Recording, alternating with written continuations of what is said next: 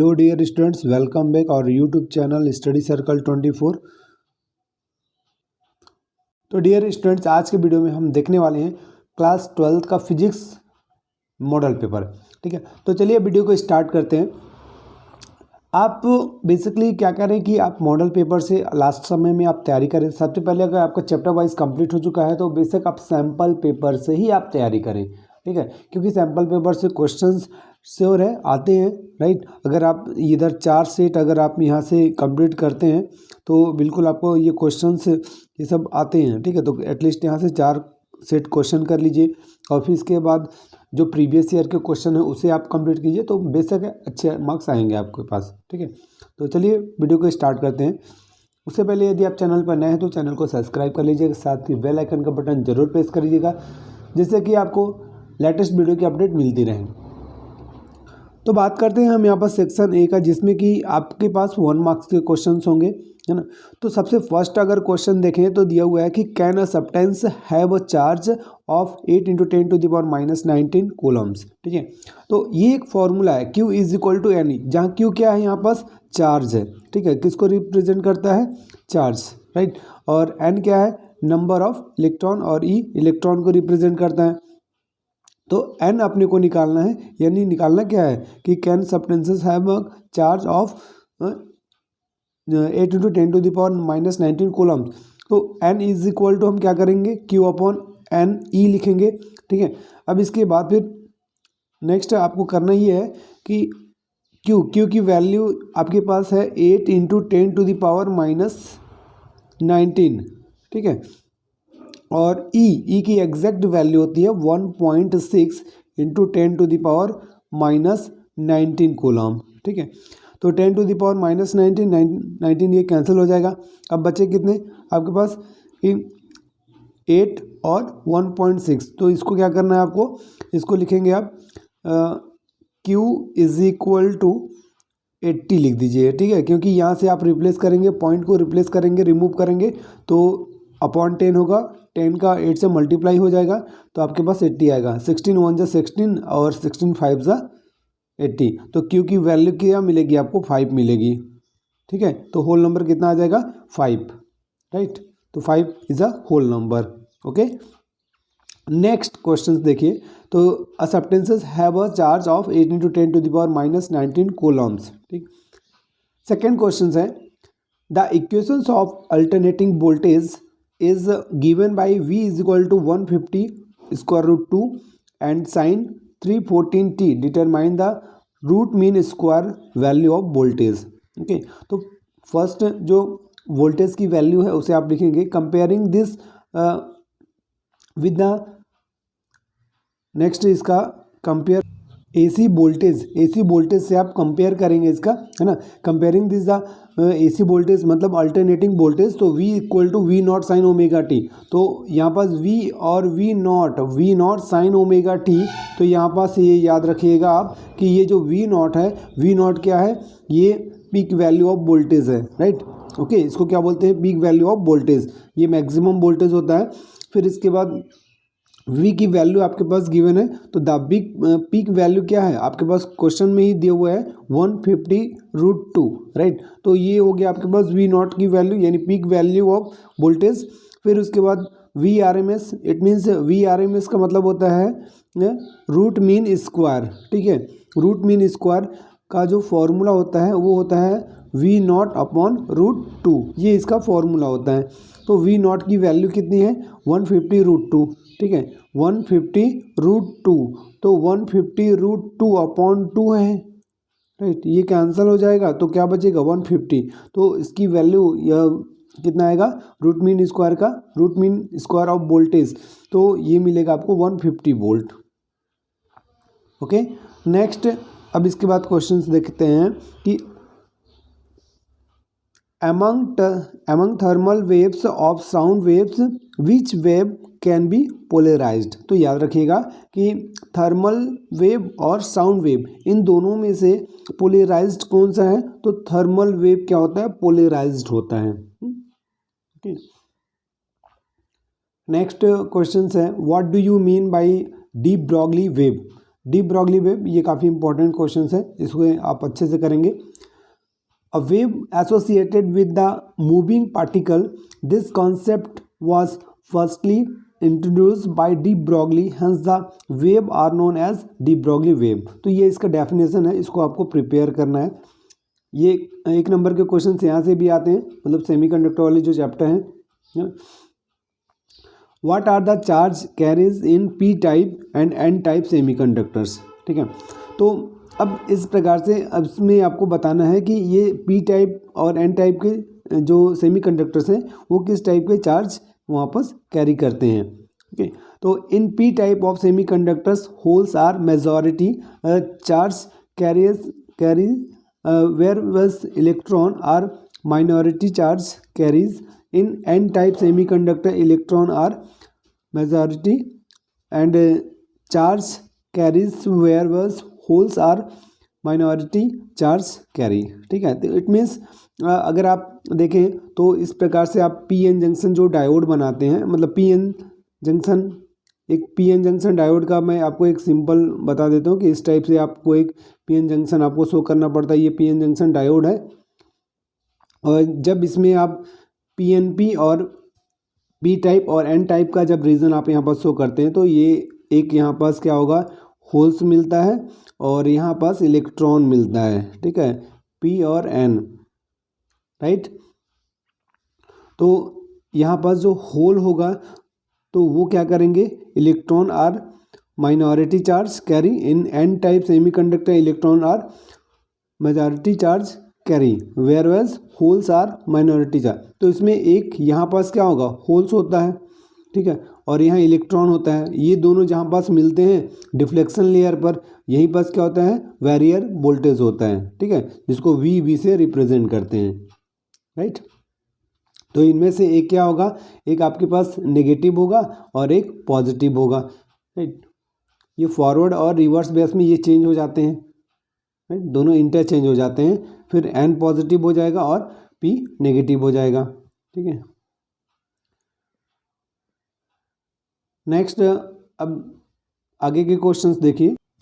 Dear students, यदि आप भी अपना करियर एग्रीकल्चर या फिर पीईटी प्री इंजीनियरिंग और आप उसी के साथ पीपीएसटी, ठीक है, पीपीएसटी, राइट, पीपीएसटी में भी अगर आप या फिर बीएससी नर्सिंग, यदि आप बायो के स्टूडेंट हैं और बीएससी नर्सिंग करना चाहते हो तो डेफिनेटली आप हमारे साथ जुड़कर आप अपनी तैयारी कर सकते हैं। इसके एंट्रेंस एग्ज़ाम कब होंगे, किस प्रकार से होंगे, है ना, और इसके पेपर कब होते हैं, उसका सिलेबस कैसा होता है, इसके सारे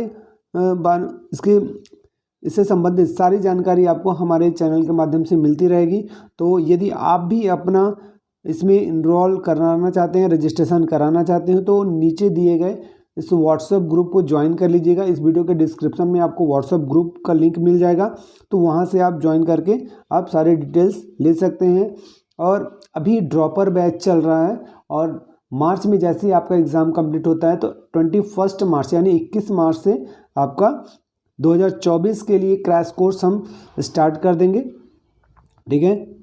तो अगर चाहें तो आप भी हमारे साथ जुड़कर आप भी अपनी तैयारी कर सकते हैं, ओके, जिसमें आपको सीजी पीपीएसटी, पीईटी और फिर पैट यानी एग्रीकल्चर के लिए पीपीटी और बीएससी नर्सिंग के बारे में एग्ज़ाम फॉर्म कब आएगा, इसके सिलेबस क्या होंगे, इन सभी के बारे में आपको जानकारी मिल जाएगी, ओके। और भी ज़्यादा अगर डिटेल आपको चाहिए तो व्हाट्सएप ग्रुप को ज्वाइन करके वहाँ से आपको नंबर मिल जाएगा, तो आप वहाँ से भी आप सारी जानकारी प्राप्त कर सकते हैं, ओके। तो चलिए हम आगे देखते हैं। अब हम आते हैं सेक्शन बी पे। तो सेक्शन बी का अगर फर्स्ट क्वेश्चंस देखें, ये 2 नंबर के क्वेश्चंस यहाँ से स्टार्ट हो जाएंगे। तो फर्स्ट क्वेश्चन है आपके पास, the surface potential of hollow metallic spherical conductor is 6 voltage. Find the value of intensity and potential of electric current inside the conductor, ठीक है। तो इसमें एक हॉलो मेटालिक स्पेरिकल कंडक्टर है, इसमें 6 वोल्टेज, ये एक न्यूमेरिकल क्वेश्चन है ना, तो इसको आप लिख सकते हैं और इसके माध्यम से आप उसको इलेक्ट्रिक जो करंट होगा किधर होगा वो उसको आपको बताना है, ठीक है। थ्योरिकल के साथ साथ ये क्वेश्चंस दिया हुआ है। ये क्वेश्चंस आपको मीन्स थ्योरी बेस पे ही इसको बनाना है। मीन्स लिखेंगे आप electric field intensity inside the spherical hollow conductor is zero. कभी भी याद रखिएगा, कभी भी अगर कोई हॉलो स्पेरिकल सेल है यानी हॉलो सिलेंडर है या फिर हॉलो स्पेरिकल सेल है, तो इसके सेंटर पर यानी उसके इनसाइड क्या होगा आपका electric field always will be zero. Okay, that will be E is a electric field. So inside the hollow cylinder या फिर hollow spherical shell spherical conductor that will be electric field always will be zero. Okay, तो क्यों? क्योंकि क्या होता है कि Q यहाँ पास यानी चार्ज जो है जीरो होता है। जब चार्ज जीरो होगा तो according to formula 1/4 pi epsilon naught और क्यू अपॉन आर स्क्वायर, तो क्यू की वैल्यू अगर जीरो रखते हैं तो सारा वैल्यू जीरो हो जाएगा। ओके, तो नेक्स्ट क्वेश्चन अगर आप देखें, right the difference between EMF और एक क्वेश्चन इसमें और था वो भी मैं आपको बता दूं जो 6 वोल्टेज के लिए दिया हुआ था। तो 6 वोल्टेज के लिए होगा the potential inside a spherical conductor is a uniform and equal to the surface potential the value of the surface potential is +6 voltage. Okay, next questions मिलेगा, डिफरेंस मिलेगा, इसको आप अच्छे से याद करेंगे कि इलेक्ट्रोमोटिव फोर्स और फिर पोटेंशियल डिफरेंस में डिफरेंस आपको बताना है। पोटेंशियल डिफरेंस है ना, इन दोनों में आपको डिफरेंस लिखने हैं। एटलीस्ट 2 मार्क्स में आप मैक्सिमम लिख सकते हैं, 3.4 पॉइंट लिख सकते हैं ना। तो first EMF is a maximum potential difference and potential difference क्या हो जाएगा the difference of potential between the 2 terminals of cell when curve draw from the cell. Right, मतलब अगर 2 पोटेंशियल के लिए बोला है तो कौन कौन से होगी, कैथोड और एनोड यानी पॉजिटिव और नेगेटिव। तो between 2 poles of any cell in an open circuit. और next EMF word is used for electric source as cells generators battery और डायनमोस एक्सेट्रा। और ये जो पोटेंशियल डिफरेंस है कहाँ यूज होगा, this word is used for any pair of points the closed circuit. जब भी हम क्लोज्ड सर्किट हम बनाते हैं ना, ठीक है, जब भी हम एक जैसे ये आप कभी भी किसी भी सर्किट को बैटरी या फिर सेल के थ्रू आप कनेक्ट करते हैं, तो जब क्लोज्ड सर्किट बनता है तो उस समय ये पोटेंशियल डिफरेंस यहाँ पास यूज होता है। ठीक है, EMF exist after circuit is broken. ठीक है, और इसमें क्या potential difference does not exist after circuit is broken. तो यहाँ से आप याद करेंगे। नेक्स्ट क्वेश्चन देखिए आप, क्वेश्चन है on connecting the ends of cell to resistance of 20 ohm is potential difference drops off from 50 volts to 40 volts. Calculate the internal resistance of a cell. Right, तो ये रेजिस्टेंस की value दी हुई है 20, ई की value दी हुई है 50 और वी यानी वोल्टेज की वैल्यू दी है 40 वोल्टेज। क्लियर, आपको क्या करना है, कैलकुलेट द इंटरनल रेजिस्टेंस। तो याद रखिएगा इंटरनल रेजिस्टेंस का फॉर्मूला ये होता है आर क्या होता है, इंटरनल रेजिस्टेंस होता है, और कैपिटल आर क्या होगा, एक्सटर्नल रेजिस्टेंस, और ई जो आपके पास जो फील्ड मतलब वोल्ट मिलेगा इलेक्ट्रिक फील्ड पोटेंशियल डिफरेंस के लिए, ई और वी पोटेंशियल डिफरेंस हो गया और -1। तो यहाँ से जब ये वैल्यू आप पुट करेंगे तो इनकी वैल्यू आप स्मॉल आर की वैल्यू फाइंड कर सकते हैं। ठीक है, ओके, तो ई की भी वैल्यू गिवन है 50 और वी की भी वैल्यू गिवन है 40 और आर की वैल्यू है 20। राइट, तो इसको आपको सॉल्व करना है। तो सॉल्व करने के लिए देखिए यहाँ पास ये वैल्यू लिख लिए। अब इसके बाद यहाँ पास से आप इसको कट कर दें, है ना। ठीक है, 0 से 0 कैंसिल हो जाएगा तो क्या बचेगा, 5/4 बचेगा। तो 5/4 इसका 4 का 1 से मल्टीप्लाई करेंगे तो 5 - 4 अपॉन 4 आएगा, तो 1/4 आएगा। तो 20 × 1/4 को आप डिवाइड कर देंगे। ठीक है, 4 × 5 = 20।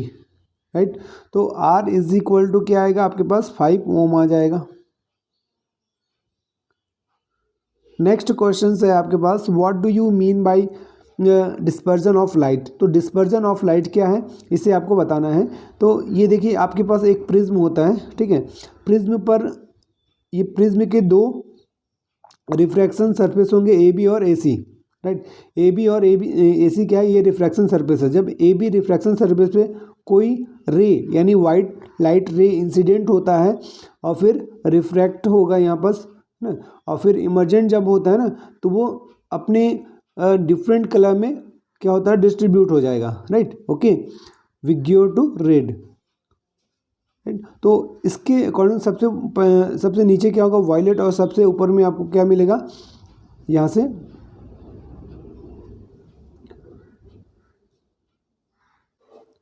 सबसे ऊपर में रेड कलर और सबसे नीचे का वायलेट कलर, ठीक है। तो मीन्स आपके पास यही है, ये जो इवेंट है, तो इस प्रोसेस को हम क्या बोलते हैं, डिस्पर्जन ऑफ लाइट बोलते हैं, ठीक है। तो इसको डेफिनेशन में लिखना है आपको कि when white ray passes through a prism, है ना, ये एक प्रिज्म है, ये जो मैंने एक डायग्राम बना रखा है, ए बी और सी एक प्रिज्म है। तो through a prism it splits up into its constraint colours, right, मतलब डिफरेंट कलर में जब डिस्ट्रीब्यूट हो जाती है, this phenomenon is called dispersion. The band of colours so obtain on the screen is called spectrum, और it is the order violet, indigo, blue, green, yellow, orange and red, ठीक है। तो ये इसका एक ऑर्डर मिल जाता है आपको।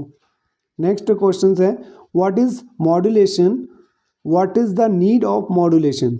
मॉड्यूलेशन क्या है और इसकी ज़रूरत क्यों पड़ी, है ना, क्या इसकी नीड है। The process of superposing the audio signal over a carrier where is called modulation, ठीक है। Next, the audio signal have frequency range is 20 hertz, कितना है इसका, 20 हर्ट्ज टू 20 किलो हर्ट्ज इसका रेंज होता है, ये याद रखिएगा। While transmitting this wave up to long distance, there is loss energy in this way, so to transmit them up to a long distance, this wave are superimposed with the high frequency carriage wave, right। तो ये इसका modulation का definition हो जाएगा। Next questions अब मिलेंगे आपको 3 marks वाले, ठीक है। सेक्शन सी पे आएंगे आप तो 3 मार्क्स वाले क्वेश्चंस मिलेगा। मेन आपको 3 मार्क्स वाले क्वेश्चन पे ज़्यादा फोकस करने हैं, क्योंकि यहाँ से 12 क्वेश्चंस मतलब 36 मार्क्स, ओके। देखिए क्वेश्चन है आपके पास, describe an experiment to compare the EMF of 2 cells using a potential under the following headings, level diagram, formula used, observation table and 2 main precautions, okay.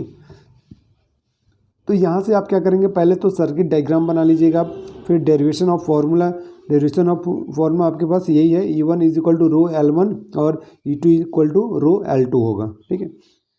ये आप सर्किट डायग्राम बनाएंगे तो circuit diagram में ये क्या है, R एक रियोस्ट होता है ना, K1 क्या है, की है, B1 एक बैटरी, और फिर यहाँ पास भी E2 मिलेगा आपके पास, है ना।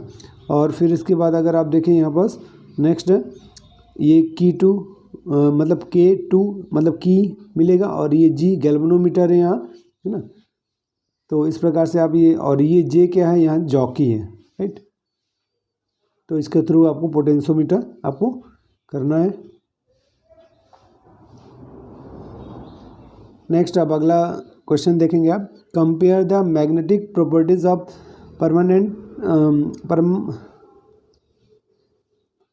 परमैग्नेटिक, diamagnetic and ferromagnetic substances on any 4 points. आपको यहाँ से डिफरेंस आपको करने हैं, तो आप यहाँ से लगभग 4 पॉइंट्स आप यहाँ पास लिखेंगे, ओके। नेक्स्ट क्वेश्चन है, obtain an expression for self inductance along solenoid 1, what factors does it self inductance depend and how, ठीक है। तो ये आपके पास दिया हुआ है, सोलेनॉइड के लिए दिया हुआ है ना। तो सोलेनॉइड का एक छोटा सा डेरिवेशन है, इसे आप आसानी से कर सकते हैं,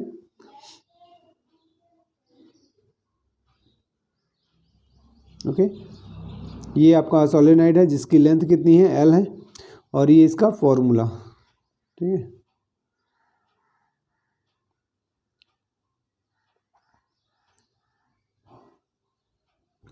और ये किस पे डिपेंड्स करते हैं तो वो भी आप याद रखिएगा, area of cross section of solenoid और नंबर ऑफ टर्न्स और फिर लेंथ ऑफ सोलेनाइड, ये पॉइंट्स हो जाएंगे इसके। और फिर नेक्स्ट क्वेश्चंस मिलेगा आपको, राइट 4 इक्वेशन ऑफ मैक्सवेल, है ना। इसके मैक्सवेल के आपको 4 इक्वेशंस यहाँ से लिखने हैं। First Coulomb's law of electrostatic, Gauss's law, Faraday's law और एम्पियर सर्कुलर लॉ, ठीक है। तो इसका मेन फॉर्मूला आपको लिखना है, इक्वेशन जो हैं। तो यहाँ से अगर देखेंगे आप तो कूलम्स लॉ के अकॉर्डिंग ये आपके पास मिल जाएगा, है ना। कूलम्स ये गॉसेस लॉ के अकॉर्डिंग मिल जाएगा, ठीक है।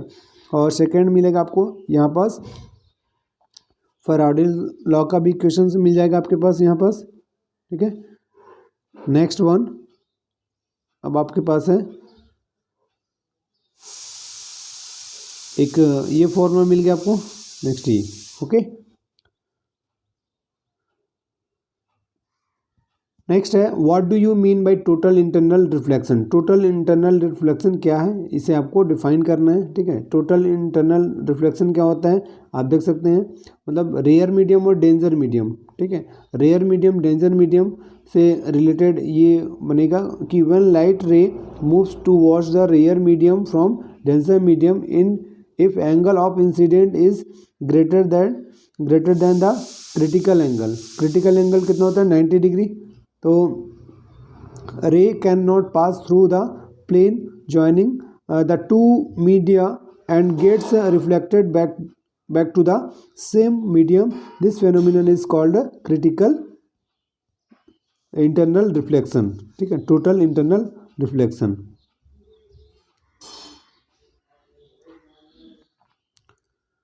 तो इसके state the essential conditions for it, तो इसको आपको लिखना है कि the ray of light should travel from the denser to rare medium and the angle of incident should be greater than the critical angle.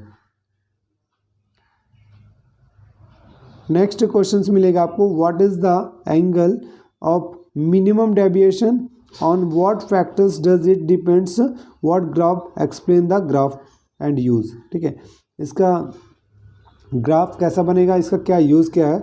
The minimum value of minimum deviation को del M से represent करते हैं। Suffered by a ray on passing through a prism is called angle of minimum deviation and is denoted by of D M, ठीक है, deviation angle होता है।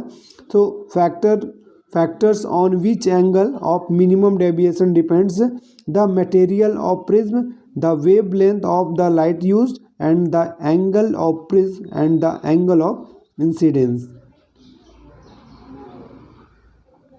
Okay. तो यहाँ से अगर आप देखेंगे तो ये जब आप ग्राफ को ड्रॉ करेंगे तो ये वाले प्लेस पे क्या होगा, डेल एम होगा, मिनिमम डेविएशन होता है ये ना, ये एंगल ऑफ इंसिडेंट और एंगल ऑफ डेविएशन। तो ये डेल एम क्या होता है, मिनिमम डेविएशन। इसके यूजेस फिर आप लिख लेंगे यहाँ से, ठीक है। नेक्स्ट है define each of the following harmonic emissions और स्टॉपिंग पोटेंशियल और सोलर सेल, इसको आपको डिफाइन करना है,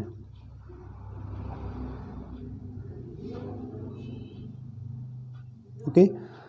नेक्स्ट क्वेश्चन हम देखेंगे अब यहाँ से। तो जनरली यहाँ से ये तीनों का डिफाइन आपको करना है।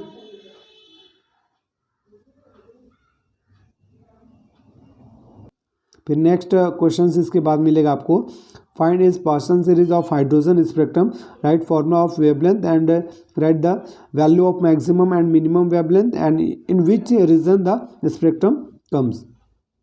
तो इसका जो फॉर्मूला है वो आप यहाँ से लिखेंगे कि in Paschen series hydrogen jumps into third energy level from the higher energy level. तो n इज इक्वल टू 4 5 6 7 आप अप्लाई कर सकते हैं यहाँ पास, और n1 की वैल्यू आप 3, क्योंकि यहाँ पास थर्ड एनर्जी लेवल में जंप कर रहा है। तो इसका वेवलेंथ का ये एग्जैक्ट फॉर्मूला होता है, तो यहाँ पास अप्लाई कर सकते हैं आप, ठीक है। फिर मैक्सिमम वेवलेंथ, तो अब ये एग्जैक्ट फॉर्मूला। फिर इसके बाद मैक्सिमम वेवलेंथ आपको अगर फाइंड करना है तो लेमडा की जो वैल्यू मिलेगी कितना, 18752 एंगस्ट्रॉन, ठीक है। तो मिनिमम वेवलेंथ इसका क्या होगा 8204 एंगस्ट्रॉन हो जाएगा, ठीक। और फिर स्पेक्ट्रम रीजन क्या होगा इसका infrared area, okay. Next questions देख लीजिए, draw a graph showing the change in bond energy पर न्यूक्लियस, ठीक है, with mass nuclear of A and nucleus, draw two conclusion from the above graph with respect to the forces and show the area of nuclear fusion and nuclear fission। तो इसे आप ये graph है, इसको easily आप यहाँ से बना सकते हैं। थोड़ा सा ये चीज़ें आपको याद रखनी पड़ेगी, है ना।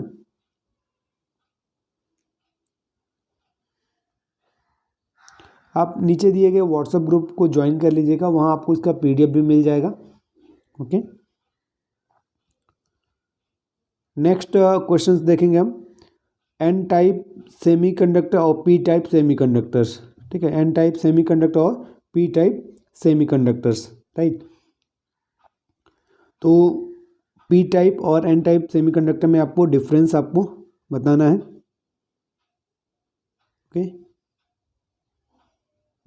अब इसके बाद नेक्स्ट क्वेश्चन मिलेगा, how will you obtain AND gate from NAND gate, gives Boolean expression and truth table.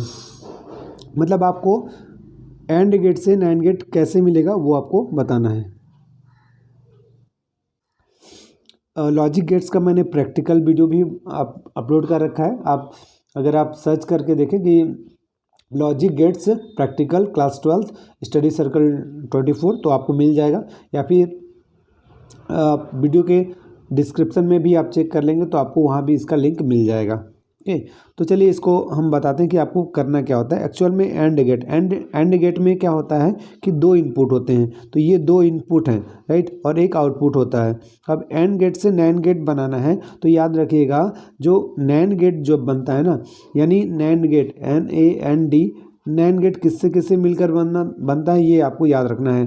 तो एंड और नॉट से, ठीक है, मतलब नॉट गेट मिलेगा आपको, उसमें नॉट गेट होगा और फिर एंड गेट होगा, राइट। नॉट गेट और एंड गेट को मिलाकर क्या बनता है, नैंड गेट बनता है, ओके। तो मैक्सिमम नॉट गेट में एक इनपुट एक आउटपुट होता है, क्लियर। तो यहाँ से अब आपको जो नैंड गेट जब बन रहा है ना, तो नैंड गेट का जब नॉट गेट का एक ही इनपुट है तो आउटपुट भी उसका एक ही होगा। तो यहाँ से आप देख सकते हैं इसको कनेक्ट किया गया है, ठीक है। और इसमें से इन दोनों एंड गेट का जो ये दोनों इनपुट है इसको एक इनपुट बना दिया गया है, और फिर यहाँ पास जो ये स्ट्रक्चर जो देख रहे हो आप, ये ऐड के लिए कि दो ये कंबाइंड गेट कहलाता है, ठीक है। तो ये नैंड गेट का ये लॉजिक सिंबल यहाँ पास आप शो कर सकते हैं। ये एक्चुअल में कैसे मिलता है वो बताना है ना। और अगर उसका डायग्राम भी बनाना चाहेंगे तो इस टाइप से आप बना सकते हैं, ये इसका नैंड गेट का ये डायग्राम हो जाएगा, ठीक है, ओके। तो नैंड गेट में एक इनपुट एक आउटपुट, मतलब जस्ट जो इनपुट होगा उसका जस्ट अपोजिट हो जाएगा, है ना। तो इसका जो ट्रुथ टेबल आप निकालेंगे तो आप ये देख लीजिए, इतना जो है आपके पास ये आपको मिलेगा किसके लिए, एंड के लिए, ठीक है। और फिर उसके बाद जस्ट इसका अपोजिट मिल जाएगा, राइट। तो आपको यहाँ पास करना ये है कि एंड गेट, ठीक है, आपको नैंड गेट से एंड गेट आपको लाना है, राइट। तो मैं आपको बता दूं कि आपको नैंड गेट बनाने के लिए मैंने बताया आपको कि एंड और नॉट, है ना, नॉट और एंड से मिलकर नैंड बनता है, राइट। तो नैंड गेट का जो आपके पास ट्रुथ टेबल होगा, राइट, यानी ये वाला एक्चुअल में किसका है, ये नैंड गेट का है, ओके। क्योंकि एंड गेट के लिए 0 0 0 होता है, 1 0 क्या होगा आपके पास, 0 होगा, 0 1 0 होगा, और 1 1 1 होता है, राइट। बट जब नैंड गेट का जब होगा तो नैंड गेट में क्या होगा, एक इनपुट एक आउटपुट, राइट। तो इस प्रकार इसका जो बुलियन एक्सप्रेशन है यानी जो ट्रुथ टेबल है वो आपके पास इस टाइप का होगा, ठीक है। तो जो नैंड गेट का आउटपुट है वो एंड गेट के जो दो इनपुट हैं वो क्या मिलेगा, उससे कनेक्ट करने पे एक इनपुट हो जाएगा, और वो किसके जैसा वर्क करेगा, नॉट गेट के जैसा। तो नॉट गेट में एक इनपुट एक आउटपुट होता है। तो अकॉर्डिंग टू दिस हम क्या करेंगे, 0 और 0 ये 1 हो गया आपके पास, 1 0 1 होगा, 0 1 1 होगा और 1 1 0। तो ये एक्चुअल में याद रखिएगा, कंफ्यूज मत होइएगा, ये एक्चुअल में नैंड गेट का ट्रुथ टेबल है ना, नैंड गेट का। अब नैंड गेट को जब हम एंड गेट हमको लाना है तो उसमें क्या हो गया, नैंड गेट का जो ये आउटपुट था वो एंड गेट के लिए इनपुट का वर्क करेगा। ठीक है, तो एंड गेट किसके जैसा शो हो रहा है, नॉट गेट के जैसा। तो नॉट गेट में तो एक इनपुट एक आउटपुट ही होता है। तो अकॉर्डिंग टू दिस हम क्या करेंगे, जस्ट इसका अपोजिट हो जाएगा, 1 का 0, ठीक है, और 0 का 1 हो जाएगा। Clear, okay. नेक्स्ट क्वेश्चन है आपके पास, write the comparison of analog and digital signal. तो एनालॉग और डिजिटल सिग्नल के बारे में आपको बताना है यहाँ से, ठीक है, डेफिनेशन है इसका, राइट। तो ये आपका ये डेफिनेशन कंप्लीट हो जाएगा और इसके बाद सेक्शन डी। ठीक है, तो आज की वीडियो में इतना ही सेक्शन, क्योंकि वीडियो काफ़ी लंबी हो जा रही है और आप लोग लॉन्ग वीडियो देखते नहीं हैं। ठीक है, तो अब सेक्शन डी हम नेक्स्ट वीडियो में बना देंगे, सेक्शन डी और ई, राइट। 4 मार्क्स और 5 मार्क्स वाले जो क्वेश्चंस हैं उसको हम नेक्स्ट वीडियो में आप लोगों के लिए लेकर आएंगे। ठीक है, तो डियर स्टूडेंट्स, ये आप और भी आपको कौन से सब्जेक्ट का, इंग्लिश मीडियम का आपको वीडियो चाहिए तो आप वीडियो के कमेंट सेक्शन में कमेंट कर दीजिएगा, बहुत जल्द हम वो भी वीडियो अपडेट कर देंगे। ओके, इस वीडियो को लाइक और शेयर करना बिल्कुल भी ना भूलें। मिलते हैं हम नेक्स्ट वीडियो में, तब तक के लिए thank you and good luck.